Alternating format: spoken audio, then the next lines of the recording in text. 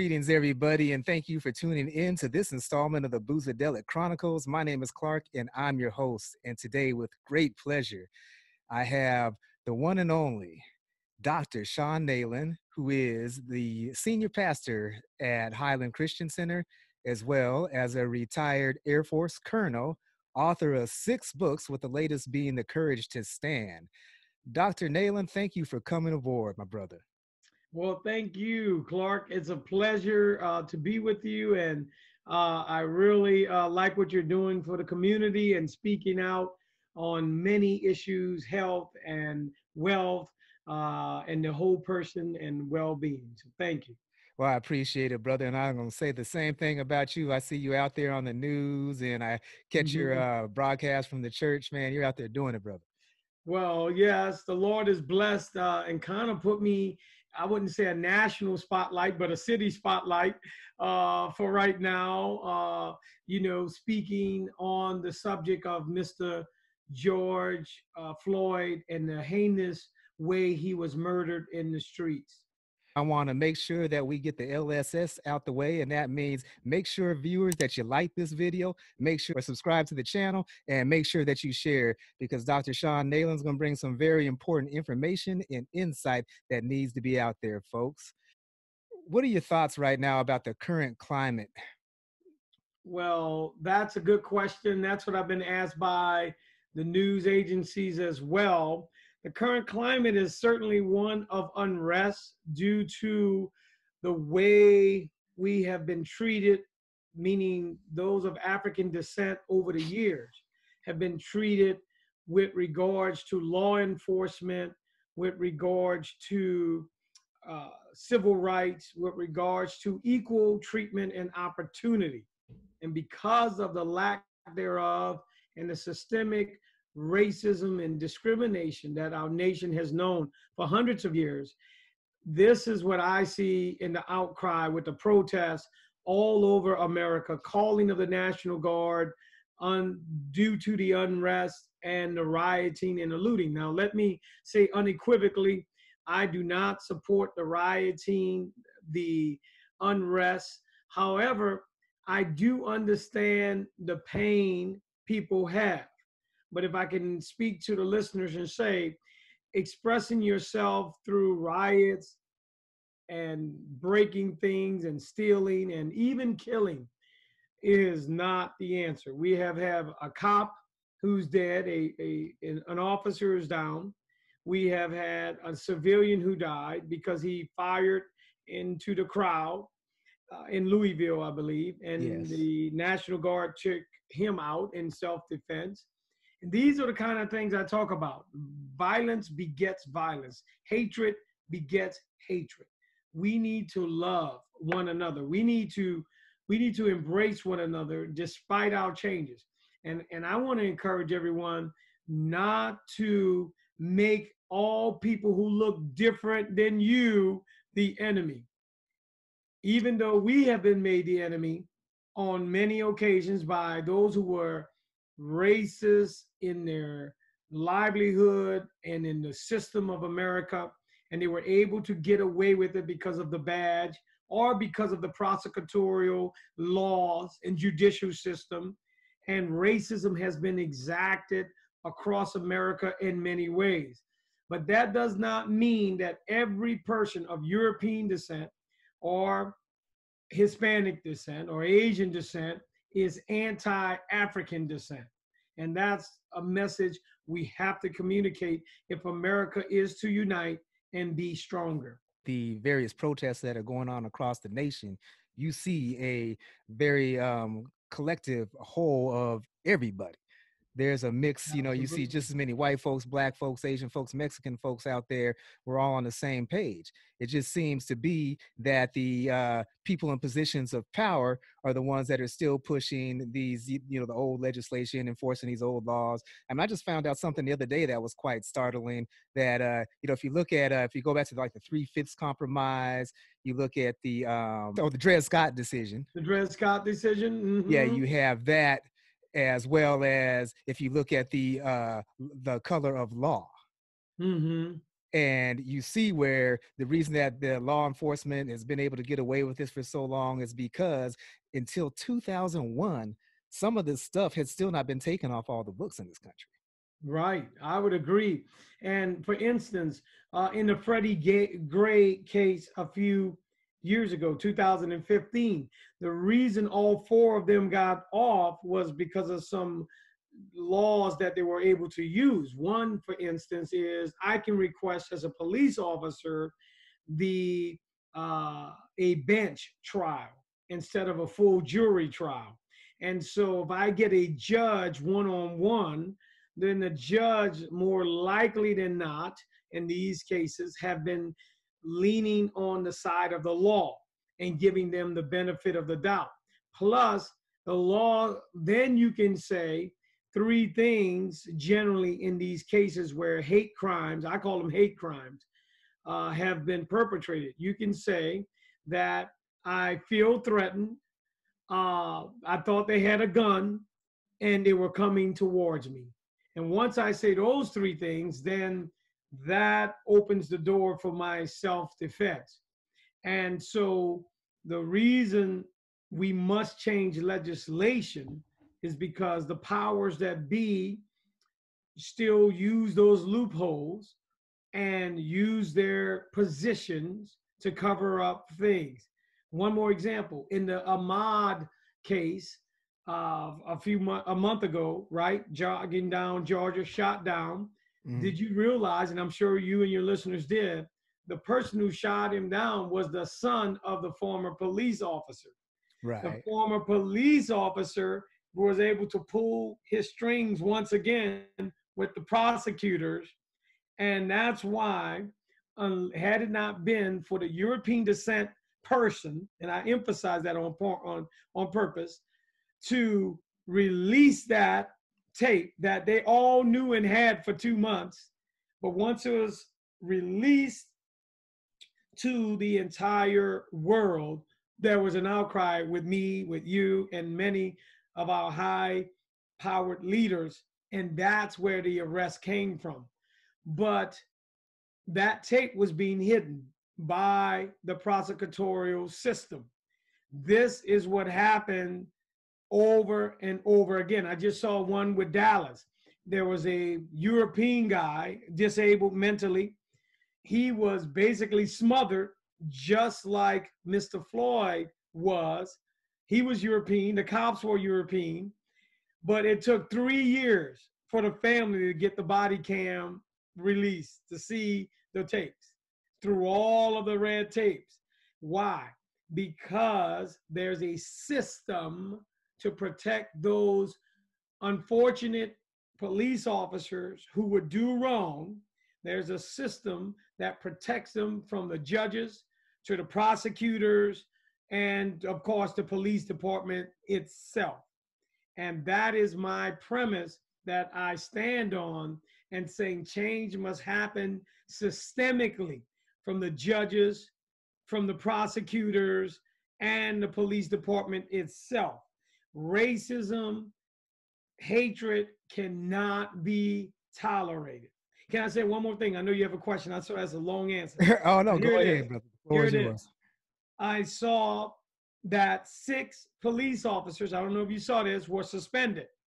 2 were fired in Atlanta. Yes. All of African descent. Tasering and treating 2 African descent college students as if they were animals, vandalizing their car, breaking their window, pulling them on the ground, everything you can name. And the police chief at Atlanta says, enough, we're not going to do this. And Jackson, Mississippi, another case that happened all within the last couple of weeks. That's why I'm highlighting it. An African descent cop shaking up an African descent man. So I started thinking, Clark, why is this? Why, if I have melanin in my DNA, no matter who the other side on the badge is, whether you are European, which we know is bad because that's the history that they're going to, have a more inclination to think I'm less than because of color codes. But even without the color codes, I am flabbergasted that even African descent, Hispanic descent police officers, when they're wearing that badge, they treat us, those who have melanin in their DNA, a different way. We're not seen as fully human.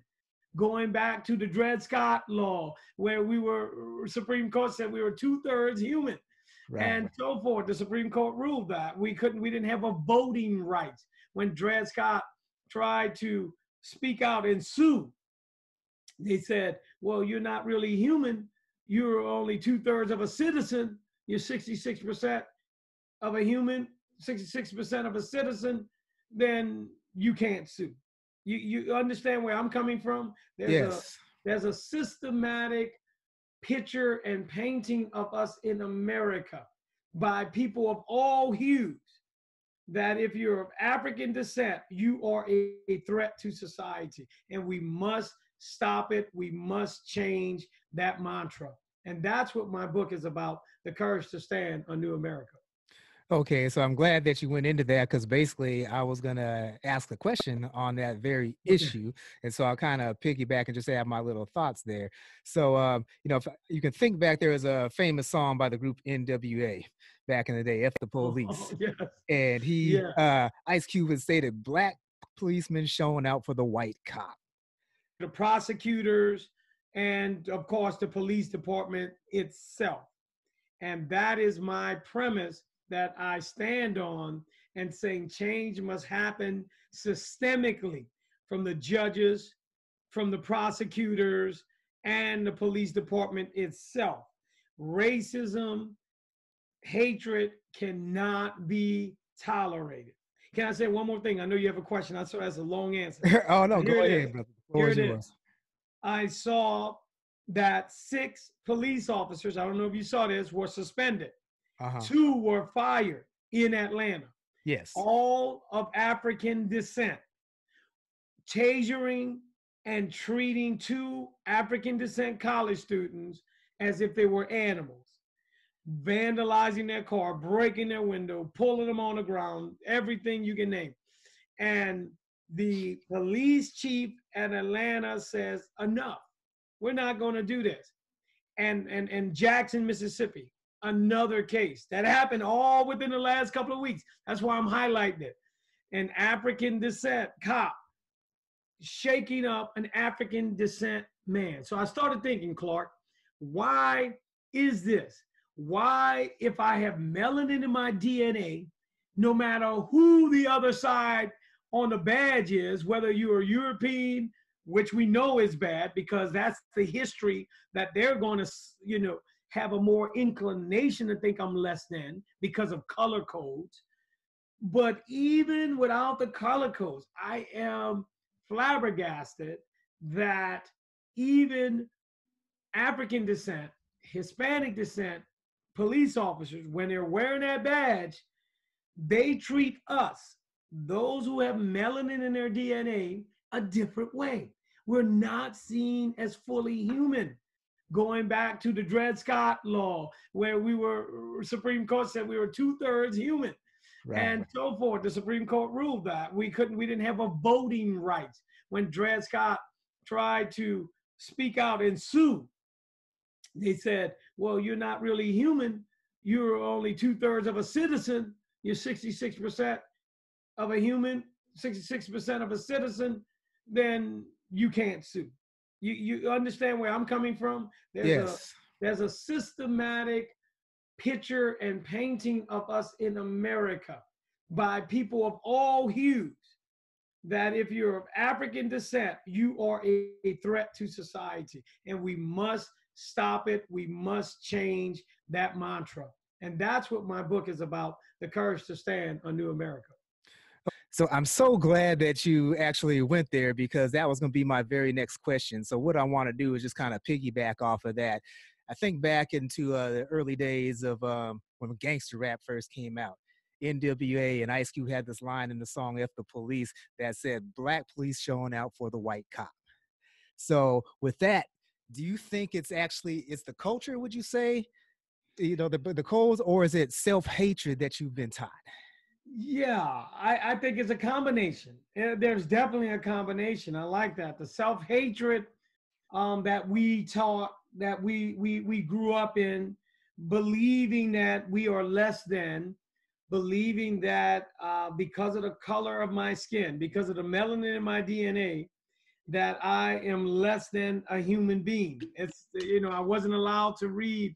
I wasn't allowed to have an education. I wasn't allowed to hold offices or own land, very rarely.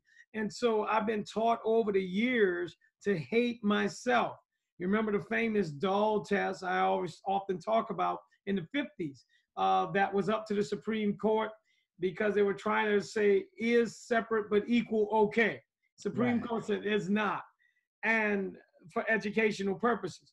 But these kids of all ethnicities, European, Hispanic, African, you name it, Asian, were given the dolls.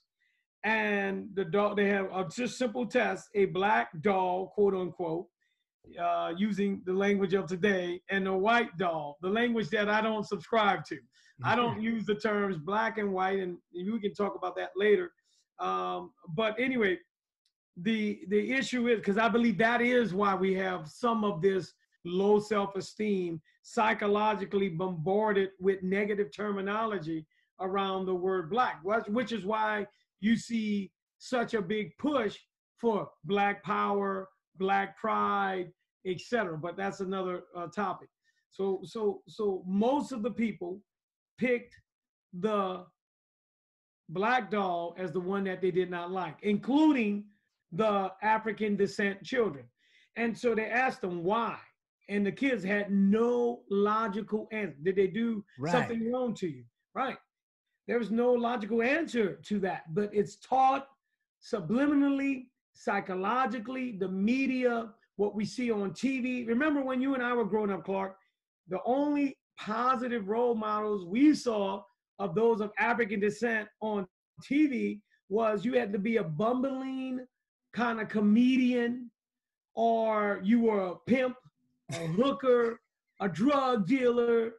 I mean, that's what we grew up with. So yeah, so that's the first part. The second part would be the other side, is that it's a cultural thing with the police officers, that we protect our own. It's like me being in the military for 35 years.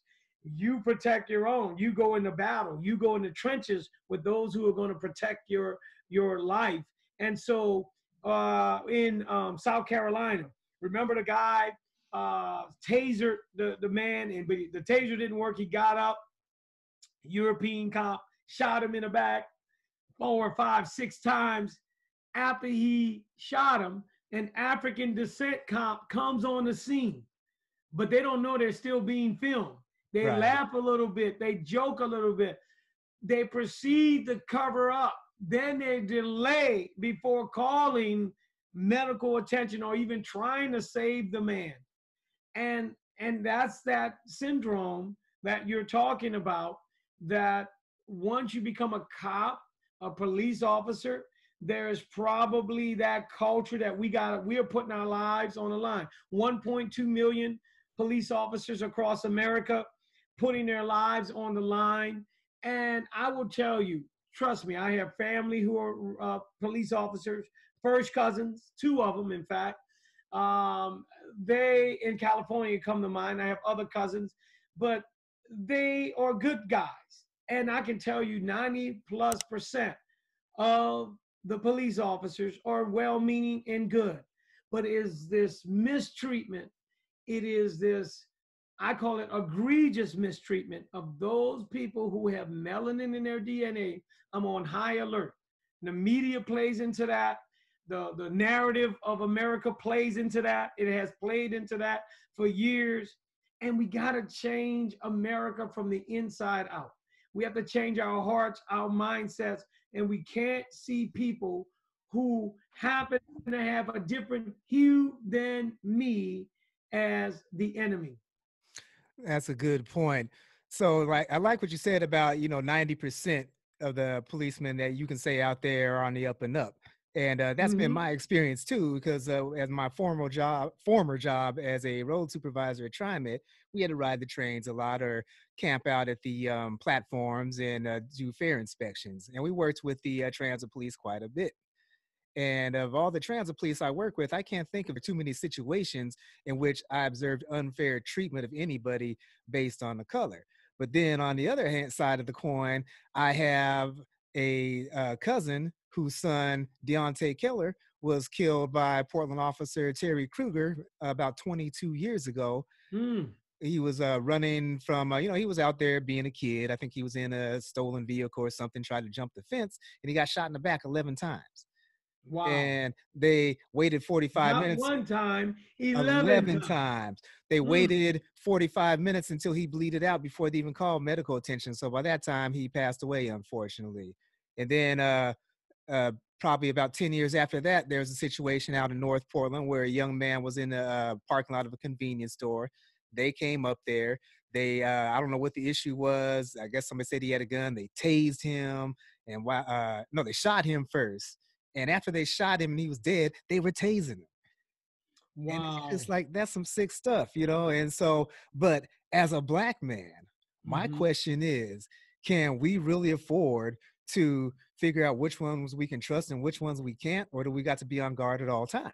Well, see, that's a good question, but I think I can reverse that. We have to become the authorities. We have to become the prosecutors. We have to become the attorneys. We have to become the officers, and who get the desensitizing training, or I always say decent, but sensitizing training, sensitization to make them understand the cultures that they're dealing with and diversity that they're dealing with in America. America is a diverse country. And so we must get training for our police officers. So here in Portland, I believe we need a task force. I was telling KGW News, we need a task force to re-engage and try to change police officers. A few years ago, the tennis star, what's his name? Steve Blake. What's his name?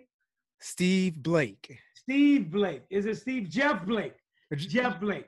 One of them, wait, Jeff Blake was a quarterback. No, but it was tennis star Jeff Blake. Okay. It is. He's still Jeff Blake. Okay, yeah. Yeah, so Jeff Blake, the tennis star, and yes, there is another quarterback, but he was standing on the side when an officer, James Frascator, aggressively tackled him. He's got his foot. I watched the video because I use it in my book as an illustration of what it means. Here is a millionaire standing right by a high-end building, waiting for his business appointments and to go. In fact, I think he was going to a fundraiser. But Blake was tackled. He stormed him and asked questions later, took him down. Now, of course, they apologized at the time. And I wrote in my book that police commissioner, and this is the part I want to get to, Bratton at the time went on to explain that after apologizing in the past year, here it is, Hal Clark, more than 29 million have been spent on police training to help them curb this aggressive style of policing. He noted a department violation in the delay of filing a report on the incident. So they delayed, and Jeff Blake had a bruised lip. He was cut lip, I should say, bruised leg. He was released after about 15 minutes, but they pressed his face into the ground. And that's that aggressive policing you're talking about. So how do you know that 10% versus that 90%? Exactly. Yeah, you don't really know, but we have to change it from the inside. We have to make it where that 10% is reduced to the 1%, because we always know there are bad performers in every profession. Right. I don't think you can ever root it out, but we must root out systemic hatred. We must root out systemic racism that infiltrates different parts of society, which I then believe can help usher in true reform and true change. So even after I do all of the diversity training, if I don't change this, the heart psychologically is not going to do it. I got to change my heart. I got to see everyone as a human, everyone treated with dignity and respect, and everyone deserving it. And that's where I'm at. Remember this: cops, police officers do not deserve to be targeted. They do not. Everywhere I went in Portland when I walked with the mayor, F the police. Just like the song and Right. the NWA, because they have been harassed their whole lives by discriminatory cops and police officers. That's where that song came out of, the pain. It came out of the hurt. And so I saw all of the graffiti across Portland. F the police. If you look on the news, New York, Washington, Detroit, every big city, F the police. And that's not what we want. What I want to see is what I posted on my page, with the police kneeling, having conversations, praying for one another, accepting the pain, accepting the heinous behavior of one of their fellow officers, and saying, this is wrong. Justice needs to be served, not just for the main one who had his knee on the neck, but all three officers must be brought to justice and held accountable. Exactly. I can remember that incident with Mr. Blake. When he was on the way, he was like just out there looking at his cell phone, got one foot up against the wall, kind of like in the cool pose, and then all of a sudden he just gets jumped and gets the crap beat out of him. And I'll never forget the response of his wife, who happens to be a European descent. And she was like, I didn't think things were really this way, And, she was just like really so shocked that as somebody of his stature, even credentialed with his U.S. Open tags on. I think finally some of the European Americans are finally starting to wake up, and they're finally starting to see it, because everybody's a reporter now. Everybody has a camera. Yeah. The way we got to change is everybody needs to get out there and vote, not just for president, because that's how you get your county sheriffs and everything elected. And your council, your women, city council, and men. yes. And then props up to my classmate, Miss Loretta Smith, from OSU. All right, all right. Multnomah County. Yes. But, is she in the runoff, right? She's in the runoff? Yes. Okay. Or did she get first place? I thought they said did she get first place? She came in first place. Yeah, she's actually got that position too. She got the position. All right. Yes. Okay. But there's two other runoffs, so I can't remember. I may be missing that, but go ahead. Yeah. Okay, yeah. So I live in Clackamas County. Unfortunately, I couldn't vote for her. But we were in some political science classes at Oregon State together. So, but anyway, that's the recruiting process. A few years ago, I think it was either a parade or a run when I was out there as a supervisor, and I was working with Officer Tim Evans, and I asked him, he's a brother. I asked him where he's from. He said North Carolina. I'm like, how'd you get out here? And he said they recruited. And I'm like, well, they can't find enough brothers in this general area on the West Coast, so they're going all the way to the South. They're trying to find brothers to be on the police force. It's an opportunity. I know people say, man, I don't want to sell and I don't want to be a police. But if we're going to change the narrative, don't you think it's important that we have police members that represent the communities in which they serve? Absolutely. And that's what I'm saying. But as we've already pointed out, when you have them in the community, such as in Atlanta, with 6 cops, all of African descent, taking down these 2 young people, or the cop in Jackson, Mississippi, taking down that young man on the car. So what I'm getting at is not just the color. It's not just the melanin in my DNA, but it's my psychological mindset that sees people, civilians, of African descent in particular, or Hispanic descent, those 2 highest, see them as less than and deserving to be mistreated. And this is what I talk about in my book, The Courage to Stand. I said, when a police officer pulls up to me and you, most likely they are on high alert, like the Terminator was. Remember, if you were a threat, you will become red. I think I've said this to you before. You'll be red, And when they pull up to us, we could be the nicest guys, like you are and I am, cordial, educated.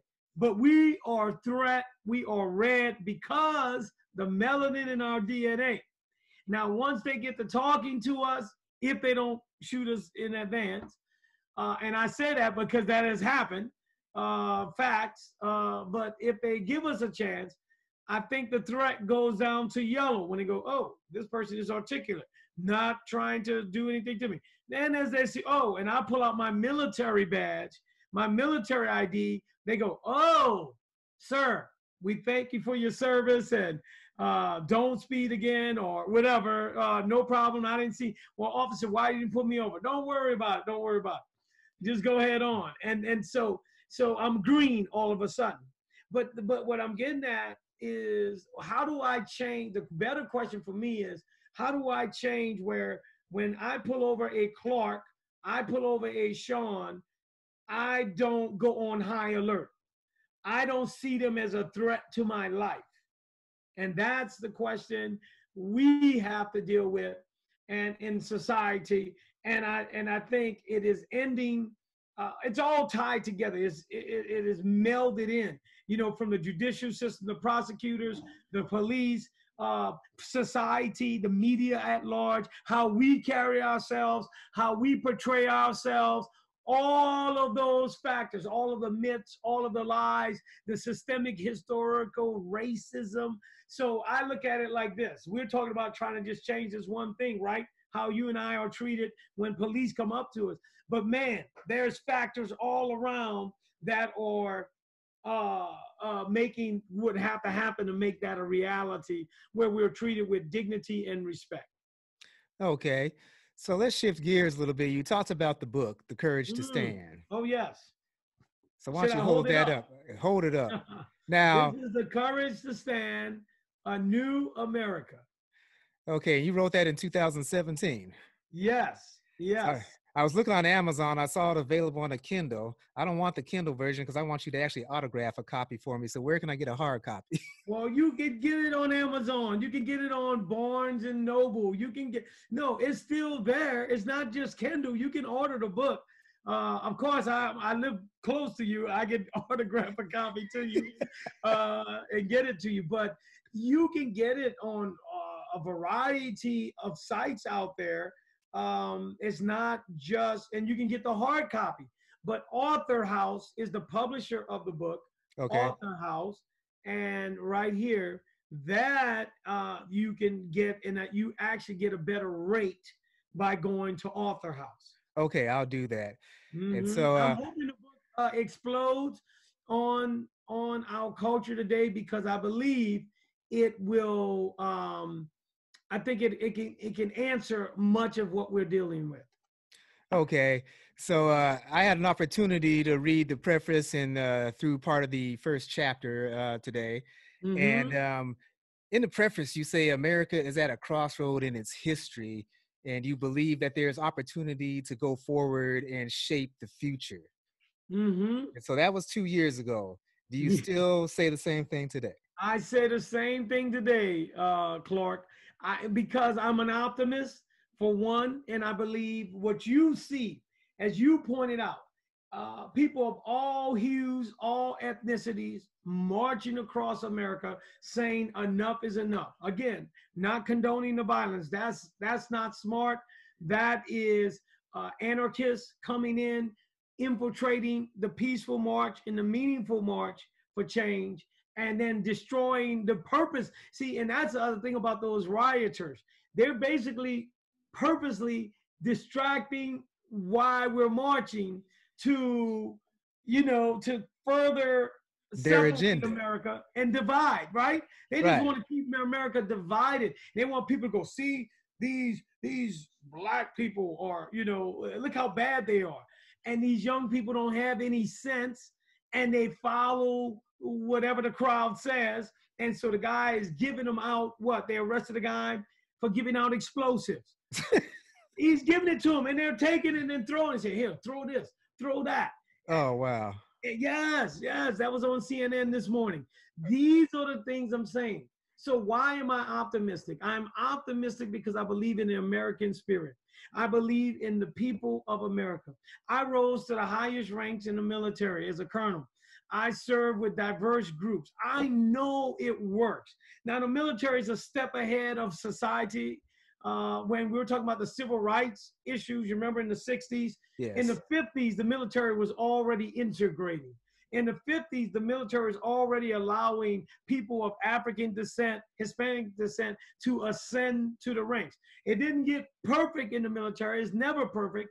It's not perfect, I should say, but we were always ahead of the timeline of society. The military wouldn't even let its members go eat in some cities because if they discriminated against people of African descent, they said it's off limits to military members. So we were way ahead of the curve. So I guess I can say I'm spoiled because of that world of the military where, yes, there's still racism, there's still hatred, there's still discrimination, there's still prejudice, but it's on a much smaller scale when a person like me could be treated for the content of my character versus the color of my skin, where people of all ethnicities and hues work for me.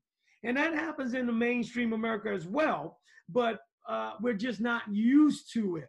And so I believe in the American spirit, Clark. I believe there's a way forward. We're at a crossroads.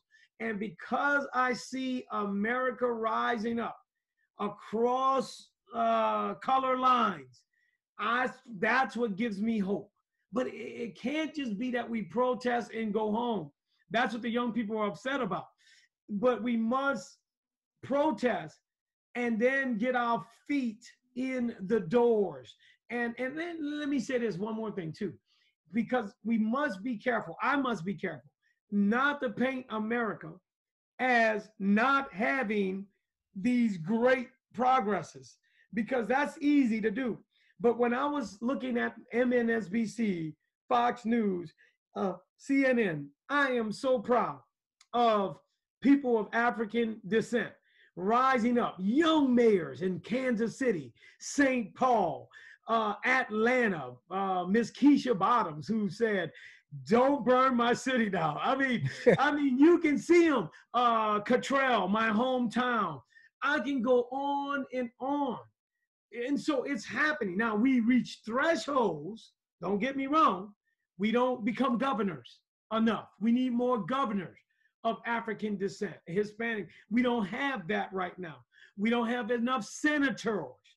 We have a few, but Kamala Harris, Cory Booker. But these are the people who are making the change. Senator Scott, he's a Republican. But look, it doesn't matter. I'm not talking about political affiliations. I'm talking about people who look like you and I, who are demonstrating that they're intelligent. I don't care what side of the aisle they are, really. That they're intelligent, that they have the forthright to move in America and work within the system instead of being on the outside saying, "Help me, please help me, give me a handout." No, all that's over. We have to take our rightful places. So yes, I'm encouraging America because I know we have the courage to stand. I know we can get beyond this antiquated division. And again, people of color, I told the reporters, I said, listen, we all have color. You tell me nobody that, they didn't call me a person of color, but I look at the shows all the time. They're like, we people of color, we are taught. Well, who doesn't have color? Stop it. And what I'm trying to tell them is you keep perpetuating the division. We need unity. We're human beings. And I'll tell you one more thing. Racist, not racist, like I-S-T, races, plural, R-A-C-E-S. We're one human race. Anthropologists have confirmed it emphatically. Yes. We are not a yellow. Am I right? You are correct. We're not a yellow race. We're not a brown race. We're not a human race. Huh? We're a human race. We are a human race. So what would happen in America if we stop that terminology saying, well, race war or racist? Well, if we got rid of that term racist, because there's only one race. So we can say human discard. You are tearing down different humans who may look differently than you, but you're tearing down your own DNA, your own self. So anyway, yes, I am confident. I speak hope into America. I speak hope into our nation at such a time as this. And I encourage us to rise up, have the courage to stand, to say enough. I'm going to examine myself.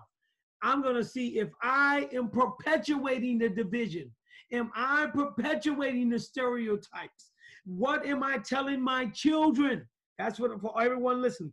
What are we telling our children, our wives, our husbands, our brothers, our sisters? Do I populate with people who only look like me, and I talk about all the other people?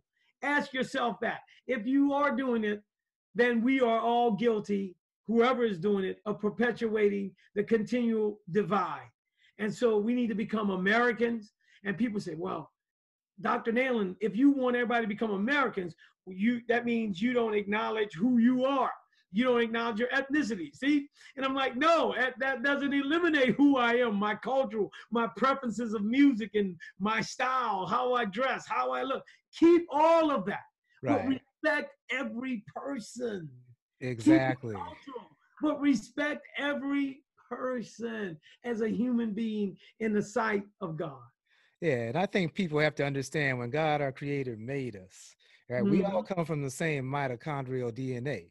Science has proven beyond a reasonable doubt that the first mitochondrial DNA existed in Africa. They need to understand that people weren't just born white over in Europe. It was Africans that migrated up through Asia into Europe, and over a period of time, what you call is that adaptive radiation, where you adapt to the climate, then you start getting the fairer skin, the different textures of hair.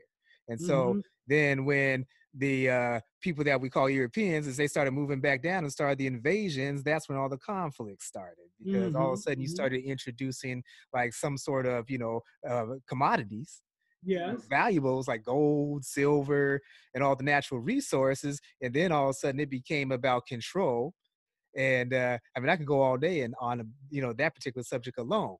But I wanted to ask you, so the very first chapter in your book, Countering the Degradation of a Nation. And you have the inscription of the Liberty Bell and a picture of a Liberty Bell sitting right there. Yes. Ooh, that's a powerful chapter. I think it's one of my best chapters, countering the degradation of the nation, and the inscription. You want me to read it, or you want to state it, or? Well, the inscription itself, proclaim liberty throughout all the land unto all the inhabitants thereof. Yes. And 1751. Yes, sir. And I take painstaking time, if you notice in the beginning, of how the bell would ring for 90 years until the crack in the 1840s. It was always cracked, but it could not ring anymore. The reason I opened up with that is because I was wondering if the crack symbolized the brokenness in America from the very beginning. Wow. Man, that's deep, brother. Yeah, well, I'm not the first one to make that up. So, but I mean, I never thought about that. So you're the first one I heard it from, though. Yeah. Other abolitionists over the years probably have said some of the same things. America was founded on principles of something greater than we could aspire, really. And I wonder about that. I said, man, what made them write these words? And some people would argue and say, well, they didn't mean them for you. They meant them for them. They meant them for themselves. I'm not sure about that, because what I see in America is the greatest nation on earth because of the diversity and the strength there that lies within. But I said, I find it ironic that it would be General George Washington who led the country during the American Revolution and then served as our first president. And so the Liberty Bell was located in Independence Hall years before America was founded in 1732. And when I talk about the Liberty Bell and its broken crack in my book, I'm saying it's a call today for America to rise up and say, you know what, let's make freedom, justice a reality, as the eloquent Dr. King would say, a reality for all of God's children. And that is what we need to do. And so when I started off with that bell, because I thought it symbolizes more than anything else the American power, the American ideal, the American spirit. And so I think if we can go back to our fathers, our founding fathers, go back to when there were free men in America, in the North, before slavery really engulfed the lower states. If we can go back to this concept of liberty, justice, and freedom for all, I think it would be a great move, a great day in our lives. Okay. Yeah, I agree with that. So you also talk about the in that chapter the divisiveness in the country. Oh, yes. I see you got some stuff here about the shooting of children, teachers having sex with their students, random Yeah. punching of the elderly, all that stuff. Yes. I mean, man, when I wrote that book, let me tell you, Clark, I was in some type of mode. I was fed up with the degradation of a nation. You're right. I was fed up with not just discriminatory practices, but with the inhumane way we see one another. A bunch of African Americans beating up a European elderly American. I mean, I could never imagine that in my mind. Robbing, stealing, raping, pillaging, and I go down a list of heinous crimes that today are still happening in America. Kids are being locked in closets. Children are being raped by their parents. And so I'm calling on all of America to rise up to a new way of living with love and harmony, one for the other, and not just limit it to the quote unquote race war. And you know, you remind me of something in my book. I need to refresh myself, by the way. With all these, because today they were asking me about my book, but I need to refresh myself in the sense that there are, when you go back and look at my book, did you get to the part where I talk about in the preface about the Hutus versus the Tutsis, or the Iranians versus the Iraqis? Yes. Okay. And then you saw I talked about Britain versus Ireland. Did you notice something in that? The Nazis versus anybody who weren't Nazi or who weren't German. What did you notice? It wasn't this. Right. It was, yeah, people that were different than you. Like a lot of people have no idea how badly the Irish were treated. Yes. They were enslaved, they were outcast. The Italians that started out working in the South on the farms and stuff. Come on. You know this stuff. This is good. Yeah. And the Italians would never be called quote unquote white. They couldn't even ascribe to have that nomenclature. You had to work and sue America to become quote unquote white, because everyone wanted that. And so that's why America had all of these divisions in terms like mulatto and octoroon and quadroon and octoroon, so forth. My mom would probably been a quadroon, 75% European, but 25% African. And so I would be like a mulatto, so 50-50, a mule, because you put a horse and a donkey together and you get a mule. So mulatto wasn't a pleasant term. It was a negative term because a mule could not reproduce. They were no good. They were just hard workers, and that's it. So see, I would have been put in a category in America in a negative way just because of the complexion of my skin. But my point in the book in the beginning is that I'm trying to tackle even a broader. So if you narrowed in on racism, but there's a broader hatred and divide in America for life and dignity and respect for people, no matter what your hue is. And that's what I'm trying to get to in America. That's what I mean by a new America. America was a nation that was built on the ideals of equality and that all men and women were created equal. We talked about like the Dred Scott decision, the Three-Fifths Compromise and all that stuff. But you still see these disparities and these discrepancies today. And, I don't want to dive too much into politics, but, it just seems like the rich keep getting richer and the have-nots keep having nothing.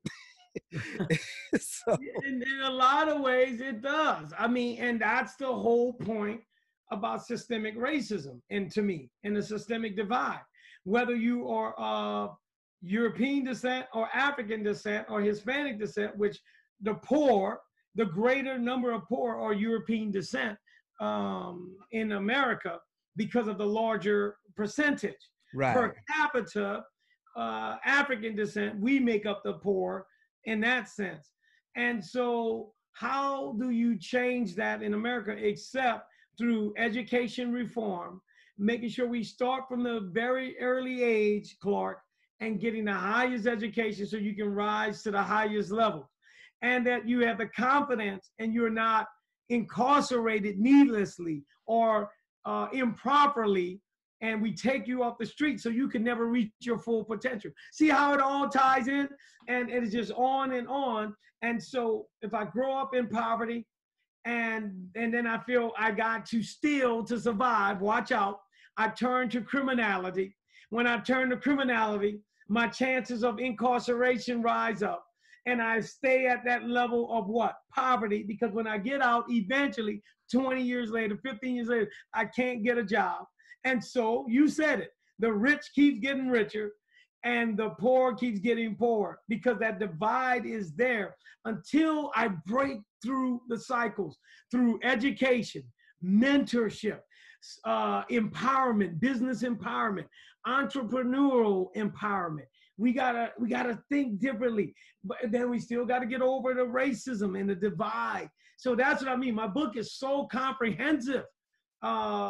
Maybe that's why it never became a bestseller. It covers so much, but I think if it's ever given a chance, if someone would ever read my book thoroughly, cover to cover, I think they'll go, oh my goodness, we gotta get this guy to talk about his book, and we gotta see what kind of thoughts and principles he is trying to give to America. And it's a vast thought. I mean, I expand my mind even as I was writing it. I was like, wow. There's so much to discuss and so much to change in America. Now, how much do you think we really need to revamp the curriculum? Because there is so much mistruth, misinformation, and flat out lies in the curriculum that we're taught, especially when you get to history itself. So do you think that it would be necessary to actually basically go ahead and reprogram everybody? Well, you can't reprogram everybody, but starting at the elementary years. Absolutely. We need to correct the curriculums if it paints those of African descent in a negative way or not acknowledge our contributions, for instance, to society, inventions, not acknowledge our intelligence, paints us as athletes versus intelligent beings. So yeah, there's a lot like that that needs to happen. And I don't know how you would go about it, but I will leave it to the educators to figure it out. But tell the truth. Don't disparage a person of African descent or Hispanic descent based on trying to make one population group look inferior and the other superior. So yes, but I tell you this, when you look at my book, when you get to that section, you will quickly find education is the key to power. Right. It changes the system. It changes. Now, it is still a fact that if you and I have the same education, but we are different hues, there's still a possibility that there's going to be somewhat of a separation. But I tell you what, as I get more and more education, the more and more status I get to as far as my income, the more power I can exact, and then I can help change society for the better. And that's all I can tell you. Yeah, it's not gonna. There's no way to go back and erase, I guess, unlearn what they have been drilled in their minds. It's that newer generation. It's that newer beyond the millennial that's coming up that said, you know what? I know what you think, Granddad, that these people are unintelligent, ignorant. All they're good for is loud music and basketball or whatever. But my friend is not that way. And I think you're wrong, Grandpa. it was America that painted those people in such a box and purposely limit them. I mean, this is the funny thing about, that's why you got to read the whole book. When I say it's so funny, it's ironic. You're going to tell me I'm unintelligent, I don't speak right, I can't read right, when you give me inferior books, inferior education, and you also prohibited me about 100 and something years ago from reading. It was illegal for me to read. Yes. I mean, are you kidding me? But then you're going to tell me, oh, you see, I told you, if you're African descent, you are unintelligent or you're not smart. And that doesn't make sense. It's a setup. And so we have to be honest with ourselves, but we do need education. We need, African Americans still drop out at a higher rate from high school. We got to fix that. We got to say, why is that? Why are you doing that today? I understood in the past, but why are you carrying that forth today? Don't let anybody steal your education and steal what you can become. Exactly. And I think a lot of that falls on the responsibility of the parents. I mean, I know not all households in our community are two-parent households, but, we can't rely on the current educational system to provide us with the education that's going to empower us. I'm fortunate enough that both my mom and dad worked in education. My mom was she started out as a teacher in Black history in the Portland Public Schools, and then she worked her way up and eventually finished as the principal over Jefferson High School. Wow. And but my mom had all these books about Black history, so I was reading about Eldridge Cleaver, Malcolm X. I was able to find out a little bit about myself. I read some books that taught me about what we were before slavery. And for the average Black person in America, they cannot name a famous African prior to slavery. Or a white person for that matter, because you're just not taught that in school. And so now we are in the age of information. We all have smartphones. Even little kids have smartphones. And I tell people, use that for more than Facebook and trying to be an IG model. You can actually learn some stuff. I mean, I study every day. That's where I obtain my knowledge from. I'm studying all these professors that have traveled the world, doing archaeological expeditions in over in Kemet, or Egypt, as the Europeans want to call it. But you have to be willing to go out there and obtain that knowledge beyond what you're going to learn in the classroom. I mean, it's very important. If you don't know your history, then it's going to repeat itself. And we kind of see that going on right now. Yes. And I feel so empowered when I find out how many thousands of years we go back, how many the Europeans, the Greeks all came to Africa, to Kemet, to learn how to read and write, learn about astronomy, astrology, to metaphysics and all that. The leaders of society, the Egyptians, as we say, or you say Kermit, but they were leaders in society, and one of the foremost thinkers with creativity and architecture and advance. When I read many of the history books I've read, has pointed out that they were like advanced society. They were way with aqueducts and sewage systems, and they were just way advanced. And again, you're right. People would say, though, whoa, they had melanin in their DNA. And I mean, how could that be? Because we were told by these two scientists in the 1700s that if you have melanin in your DNA, then you're unintelligent.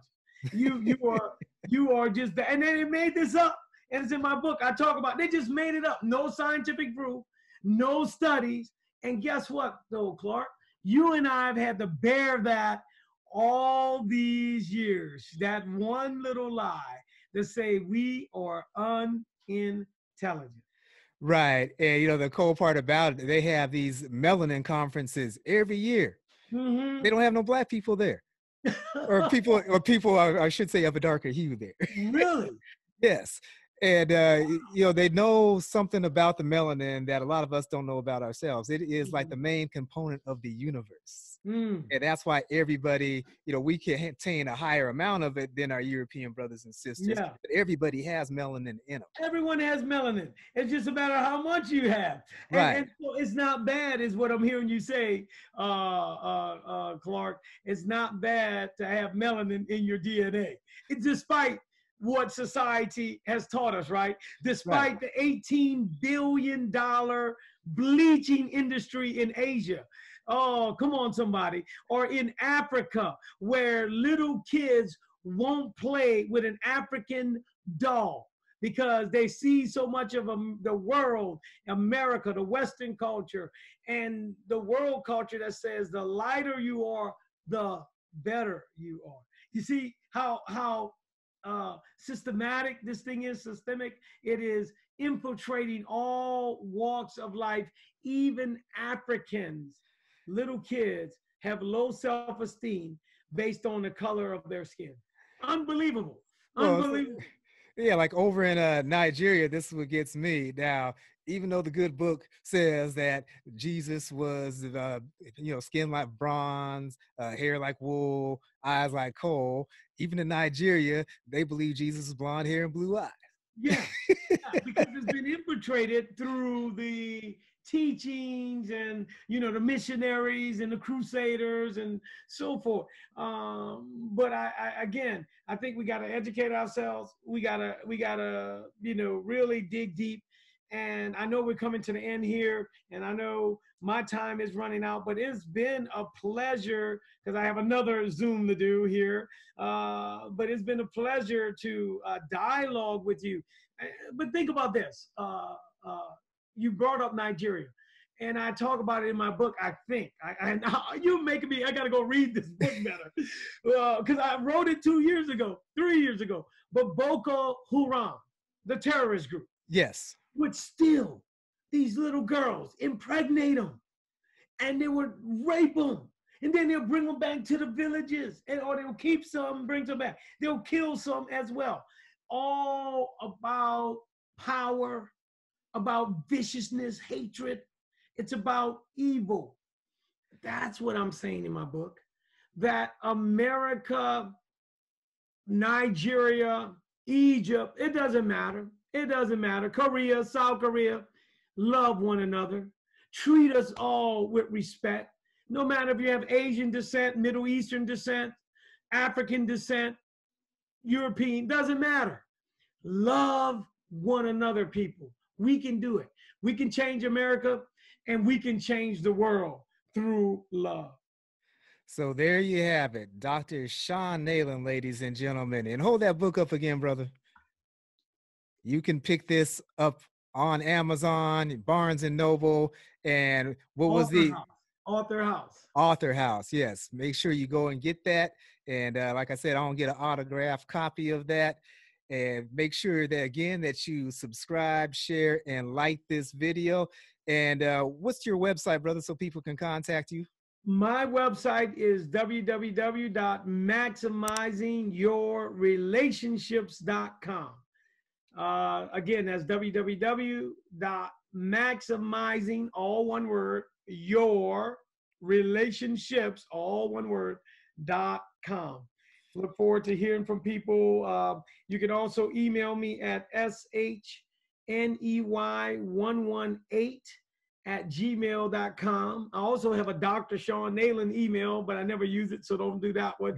I have my own domain email, never use it too much. But God bless you. And again, thank you for this intriguing interview and challenging interview. And now I have to do more homework and get really on top of the questions because you gave me some tough ones. All right. Well, thank you again. And to the viewers out there, I say Shem Hotep, which means go in peace. God bless.